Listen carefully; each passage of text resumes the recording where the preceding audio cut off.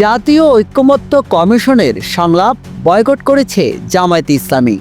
লন্ডনে প্রধান উপদেষ্টা ডক্টর মোহাম্মদ ইউনূস ও বিএনপির ভারপ্রাপ্ত চেয়ারম্যান তারেক রহমানের বৈঠকের পরে যৌথ বিবৃতিতে নির্বাচনের সম্ভাব্য সময়সূচি ঘোষণার প্রতিবাদে এই সিদ্ধান্ত নিয়েছে দলটি।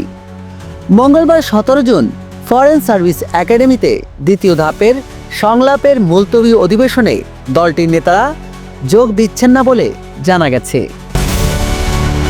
বেলা 11টার পরে আনুষ্ঠানিকভাবে সংলাপ শুরু হলেও জামায়াতের কোনো প্রতিনিধি দল যোগ দেয়নি। বিএনপির স্থায়ী কমিটির সদস্য সালাউদ্দিন আহমেদের নেতৃত্বে দলটির 3 সদস্যের প্রতিনিধি দল এবং এনসিপির 3 সদস্যের প্রতিনিধি দল সংলাপে যোগ দিয়েছে। নাকিব, বাংলা নিউজ বাংলা, ঢাকা।